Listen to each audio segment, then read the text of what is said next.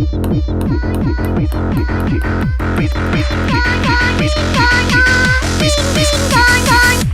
everybody, this is Artz Note.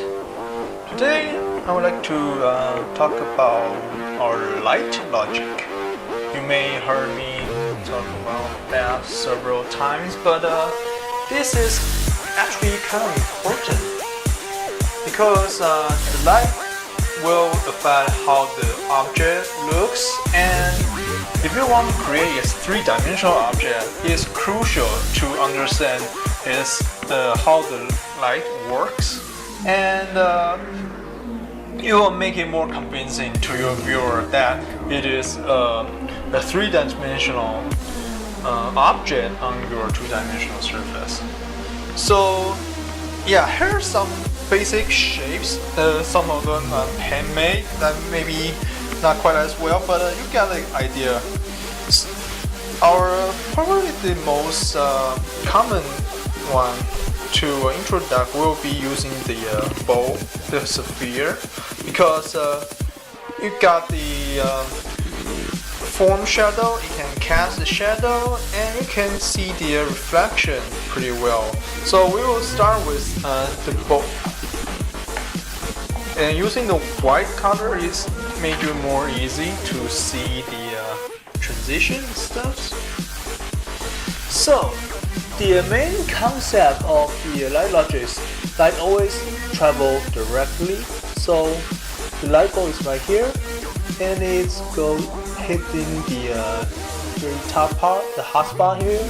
This will be the spotlight area, and then as it turned away from the shadow part, and it becomes darker and darker, and this part will be a midtone in the on our paper. It will be the transition shadow, and this part you can see it is quite dark, and yeah, this one works a little bit better. This one will be the probably darkest part of the ball, and this will be the core shadow, because but one thing you may compare to the cat shadow though is pretty much, because this ball is a little bit translucent, which means it's not opaque or completely solid. It got a little light coming through there, so this might affect the core shadow, but the core shadow will be like very dark, just like the cat shadow, but it's not that huge amount. The surface is not that big, and you can see as the light travel down to our surface, the tabletop, the light will bounce back. Depends on the table surface. And this is the I use the white cloth for the platform, so it reflects pretty good reflection right there, and you can see around it will be a reflection light, so it's not quite bright as this spotlight here, but still it's around the midtone. You see the transition area. So, and if you add just a tiny little bit of the reflection light, it will make a huge difference, because it not only separates the core shadow and the cat shadow, it also gives you a kind of form that is turning around, and it's not floating in the air. It's got something sitting in something, and the reflection light hidden on top of it. Okay, and another thing, this old shadow part will be called the form shadow, because it's a turning and it got a transition. But the other part, this will be the cat shadow, which is completely black directly. The light doesn't come to this part because the ball cover it. So you can see how the light travel, and this gives you a pretty nice sharp edges. So this part might not as sharp as this part because this part is closer to the object itself. But still, compared to the transition, the form shadow, the cat shadow got a pretty nice sharp edges. Okay, we can do the gesture drawing just as we did. Okay, we understand the light coming from this part, so the shadow will be on the opposite side. And I draw the core shadow first because this will be the darkest part. And I lay my pencil down a little bit.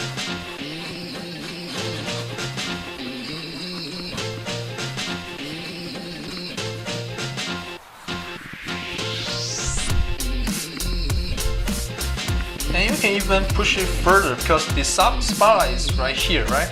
We want to like exaggerate it a little bit. You can do that too. So see, you just go around because this is a sphere, so you can go around it. But just remember the form shadow is like a smooth transition.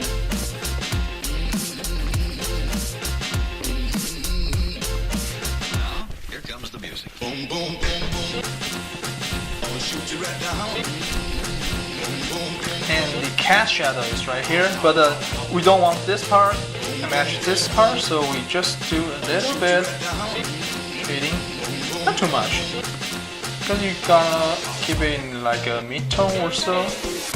That'll be better. Because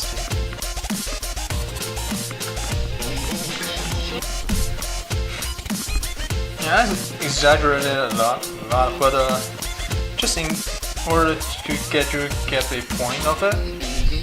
And the cat shadow will be even darker.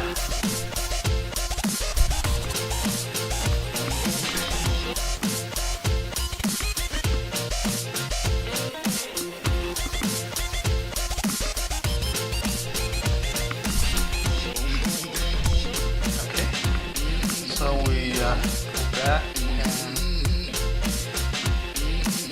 make our contour a little bit more visible. So someone prefer like leave the outline alone, but personally I would like to put it out because you can see the object more clearly, just personal preference. And if I even want to stretch the core shadow a little bit more, I can go back, just add a little touch to it.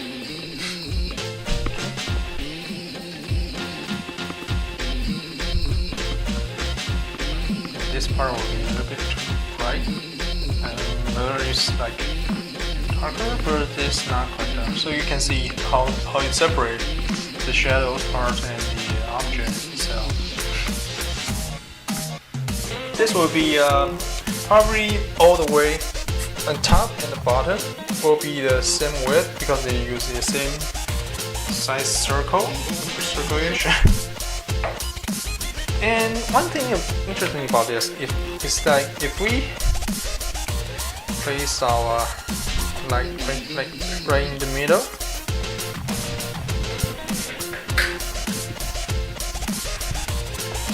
you can see both sides has some shadow in it, and like for this part, the core shadow will be right on this side, but because the spotlight will be around here and probably even more on the top and a little bit less on the bottom because the light source is right over here.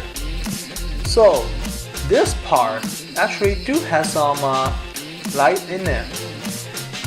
And since we got the back of it, we still can see a little tiny bit of reflection light, but not that obvious because it got away from the surface. If we put it closer to the wall behind it, you can see now the reflection light is more obvious. So it just depends on the distance you got like to the bouncing. Alright. So just like gesture drawing, we got from the top and flatter bottom. And maybe it's a little exaggerated, but that's fine. Just that later. So we don't worry too much about the top and the bottom. My main concern will be in the middle parts. Okay.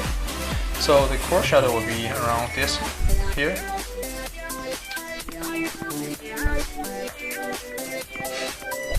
And also one interesting is you can see a little bit of reflection light here actually.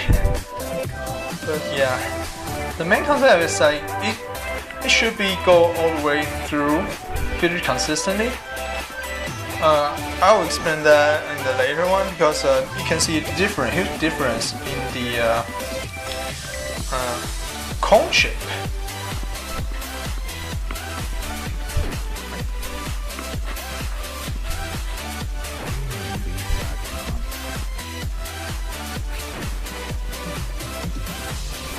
And another reason why it feels a little bit off because it's not the it's not the perfect cylinder. I'm just making handmade, you know. It's not a factory stuff, you know. So it got some faults in it, but it got an idea, and that's the purpose.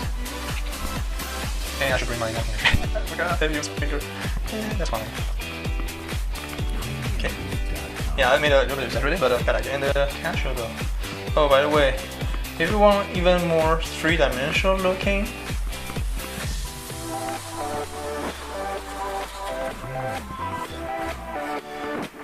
the turn right here makes a huge difference. You see, rather than just sitting on the flat surface, to turn the angle of the cast shadow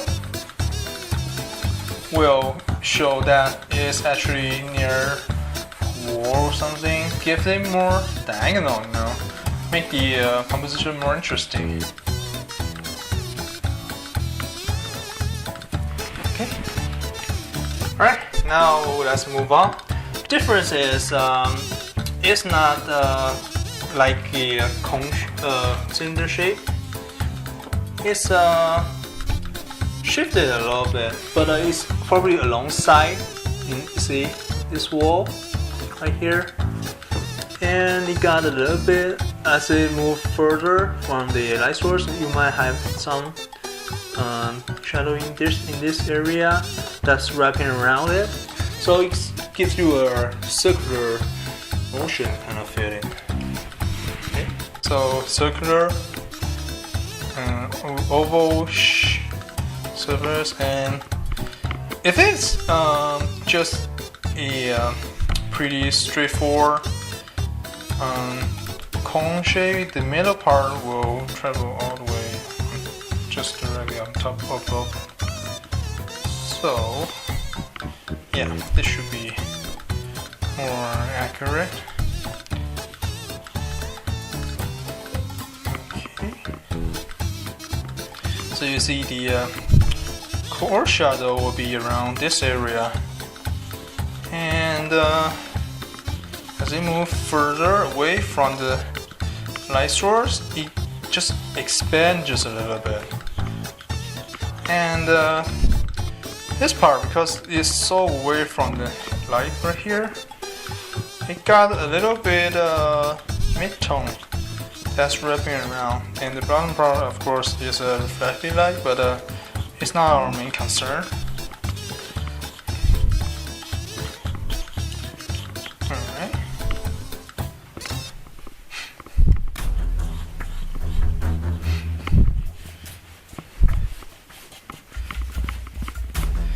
So the reflecting light is there, but it's not too obvious, just a little tiny bit. And bottom part too, usually goes all the way down. So I just exaggerated things, you know, because if you understand the light logic, it's like the light is hitting, where it's hitting, like this part will be lights hitting, and this part and this part. So if you understand where the light's hitting and leave that part, the spotlight part alone, and do the transition, it will probably give you a pretty decent drawing that can convince people that it's a three-dimensional object, because it's cone shape. The shadow will follow, the shadow will follow the shape of the original object. So maybe too far. And if you don't do things like that, because the edges should be close to it. It's like this. Alright. Shadow. Yeah, I mean, or exaggerate. And I think this part can be, foreshadow can be a little bit darker, so I just come back and reinforce it. Okay, just push it further, and so the viewer, even though they may not understand the whole like logic how they work or so, but we see things every day, and if we see them as a natural way, like we're trying to do right now, they'll feel like yeah, that's a real object there, and you don't have to be trained or something to get that, just a natural instant. Right. So the last one will be the cubical shape, and this one is probably more simpler, and you can see the brightest part, because this one hitting directly, and it doesn't change too much because it's a flat surface, unlike the other ones that got a little transition. This transition is there, but it's not too obvious because this is such a small object. And this part will be brightest, and this part probably after that, and this part will be darker. But you see now the cast shadow still dominate the color. I mean, like the really pitch black will be in the cast shadow area. So let's try this cubical shape.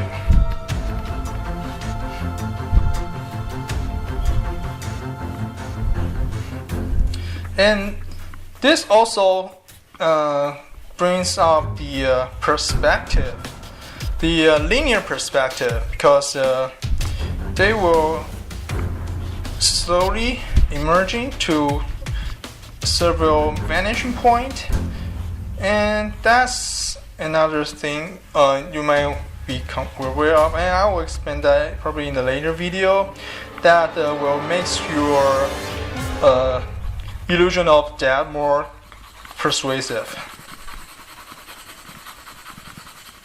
Alright, so it'll be pretty dark here. And the midtone.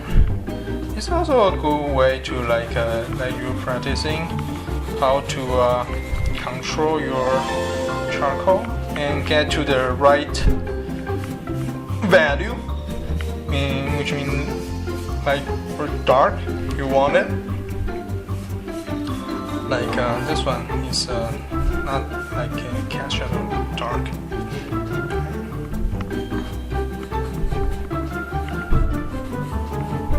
So yeah, feel free to try them all, and believe me, this concept is relatively simple, but some of the complex shapes, like a human body or everything actually, you can break down into several shapes like this, sphere, cone, cylinder, or cubical. Yeah, this is the one of the fundamental you like to know, and as you know this concept better, the easier for you to draw more complex and the difficult objects. Okay, right, that will be today's video for light logic. If you like this, please drop a like, leave a comment, and I will see you all in the next video. Thank you.